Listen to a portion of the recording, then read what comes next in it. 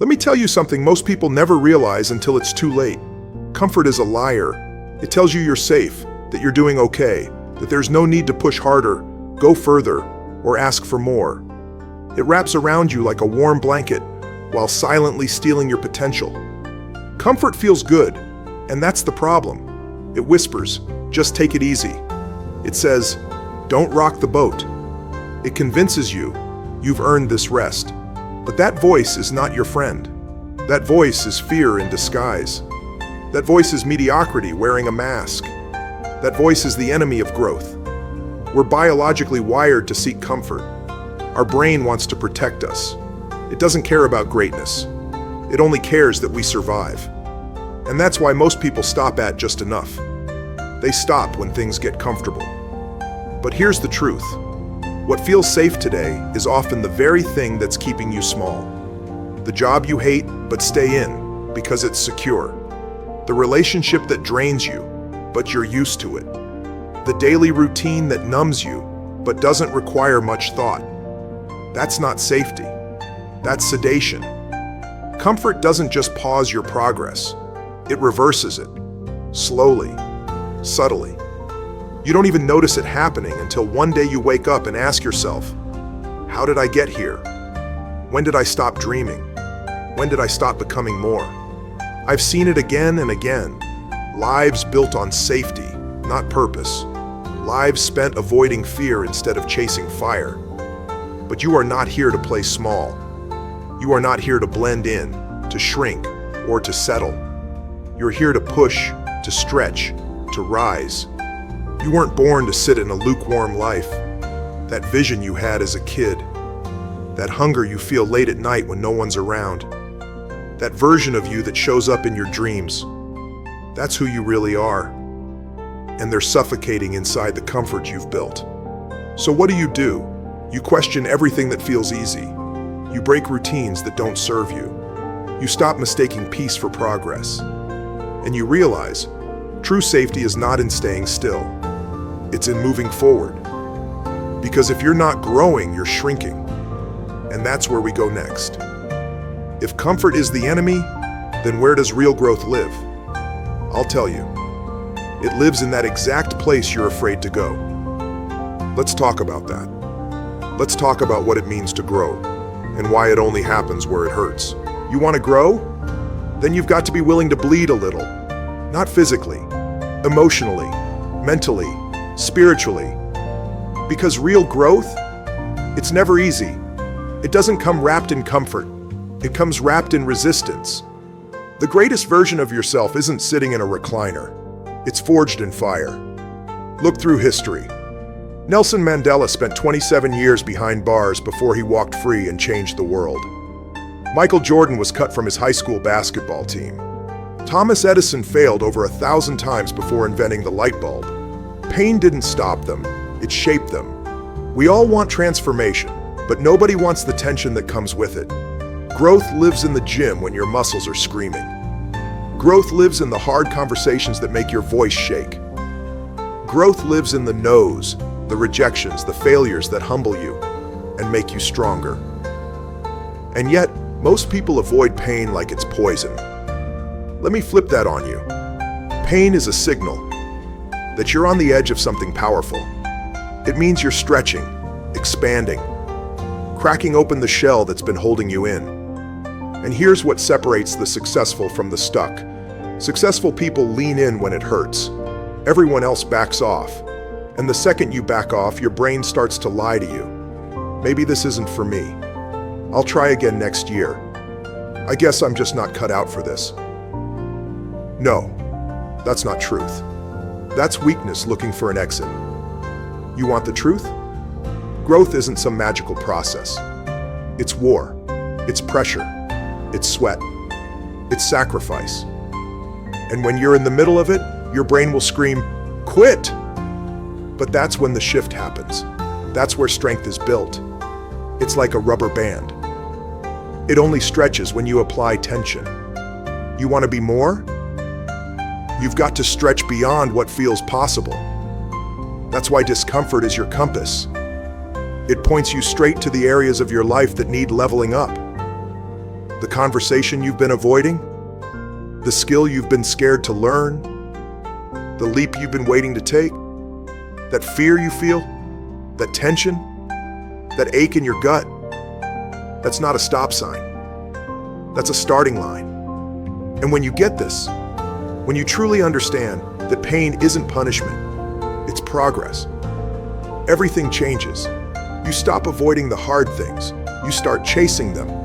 Because now you know, the hardest path is usually the one worth walking. And that brings us to something even more powerful. If you're willing to stretch, if you're willing to lean into pain, then what are the small, practical shifts you can make today to start transforming your life, even in the tiniest way? That's where we go next. Let's talk about the little decisions that make a massive difference. The small, intentional steps that break the grip of comfort and build the foundation for greatness. So now you understand, growth only happens where it hurts. But let's get real for a second. Even when we know what we need to do, we still delay. I'll start tomorrow. I'll take action when I'm ready. This just isn't the right time. Let me be brutally honest with you. Every time you say later, you're giving your dreams a slow death sentence. Because there is no perfect time. There is only now. Delay is the most sophisticated form of self-sabotage. It doesn't scream. It doesn't break things. It whispers. It lulls. It comforts. And before you know it, 5 years are gone. 10. And the dream? Still sitting on the shelf. Not because you couldn't. Not because you weren't good enough. But because you waited. Think about this. How many people on their deathbeds whisper the words, "I'm so glad I played it safe"? None. Not one. The biggest regrets in life are never the risks we took. They're the chances we didn't. The love you never pursued. The business you never launched. The move you never made. You tell yourself you're being patient. But deep down, you're scared. Scared to fail. Scared to look foolish. Scared of what people will say. But listen carefully. You don't get to avoid fear and keep your dreams. One always costs the other. The people who build the life they want aren't fearless. They're just fast. They move before they feel ready. They make the call. They take the step. They say yes, even with shaking hands. And that momentum, it multiplies. Because motion creates confidence. Progress silences fear. You want to be more? Start moving. Not next month, not next week, not tomorrow. Now you don't need a 5-year plan. You need a 5-second decision. Mel Robbins talks about the 5-second rule, that if you don't act on an instinct within 5 seconds, your brain will kill it. Why? Because it wants to protect you from risk. But risk is where your dreams live. So what are you waiting for? Permission, certainty, a guarantee? Let me give you something better. A wake-up call. Your dream is dying in delay. Every day you wait, the flame gets dimmer. But here's the good news. You can fan that flame back to life in one decision. Because success doesn't come from waiting for the stars to align. It comes from aligning yourself with the stars already burning inside you. So take the shot, make the call, book the flight, launch the thing. Because in the end, you won't remember the fear. You'll remember that you finally did it. Now, you might be thinking, all right, I get it. I need to move. But how? Where do I start? You don't need a leap. You need a shift. And that's what we're going to talk about next. The small steps, the daily decisions that break the grip of comfort and build the foundation for greatness. You ready? Let's move forward. Let's be honest. When we hear about transformation, we think it has to be some big, dramatic, Hollywood-style leap. But listen carefully. You don't need to flip your whole life overnight. You don't need to move to another country. You don't need to quit your job today. You don't need to burn the boats just to start. What you need is to make one decision, one bold, uncomfortable decision, and follow it with another, and then another. It's not about going 0 to 100. It's about going 0 to 1. Because here's the secret. Big change never begins big. It begins tiny. You want to know how people change their lives? They wake up 30 minutes earlier. They drink the water. They make the cold call. They say no to something toxic and yes to something new. That's it. That's how the fire starts. You don't need to crush the mountain. You just need to take the first step up. The problem is, people wait until it's urgent. They wait until their health crashes, until the relationship breaks, until the money runs out. But what if you didn't need to hit rock bottom to rise? What if you chose to change before the crisis? That's where the real power is, in preemptive courage. Let me tell you something personal. I've coached thousands of people, business owners, athletes, single moms, millionaires, people just starting out. And the pattern is always the same. The people who win, they just move. It's not that they have more talent. It's not that they're braver. It's that they don't wait for perfect. They do the small thing today. That's the difference between comfort and progress. Comfort says, do it later. Progress says, do it now, even if it's small. Imagine this. You take one small step every day. That's 365 steps in a year. And those steps, they compound. You don't just move forward. You evolve. The first day it's scary. The second day it's awkward. The third day it's routine. Day by day you're rewiring your identity. You're no longer the person who hesitates. You're no longer the one who waits. You become the person who acts. And that identity shift, that's where the avalanche of change begins. Because once you believe you're someone who moves, you'll start to attract momentum like gravity. And here's the kicker. The small step that feels insignificant today might be the one that changes your entire life tomorrow. One message, one yes, one moment of courage. That's how lives are rewritten. Not in a flash, but in a flicker that never goes out. So don't wait for a perfect plan. Don't wait for clarity. Start walking. Clarity comes with movement. And now that you know that, it's time to talk about the engine that will keep you moving long after motivation fades. Because let's be honest, motivation is temporary. But what comes next? That's the foundation for long-term greatness. Let's talk about discipline, the real freedom, the force that separates those who talk from those who build. Ready? Let's go. Ready? You've taken the first step. You've started moving. But now comes the truth most people don't want to hear. Motivation will get you started, but only discipline will keep you going. Let me say that again. Motivation is the spark. Discipline is the engine. Because guess what? You're not always going to feel fired up. You won't always feel like getting up early, doing the work, saying no to the comfort, or showing up when no one's watching. And that's where people fall off. They think something's wrong because the energy wears off. But that's not a sign you're failing. It's a sign you've entered the arena where real change begins. Discipline isn't a mood. It's a decision. And here's the paradox. The more discomfort you're willing to endure, the more freedom you create. Think about it. The person who disciplines themselves to manage their money has financial freedom. The person who disciplines themselves to train daily has physical freedom. The person who disciplines their mind has emotional freedom.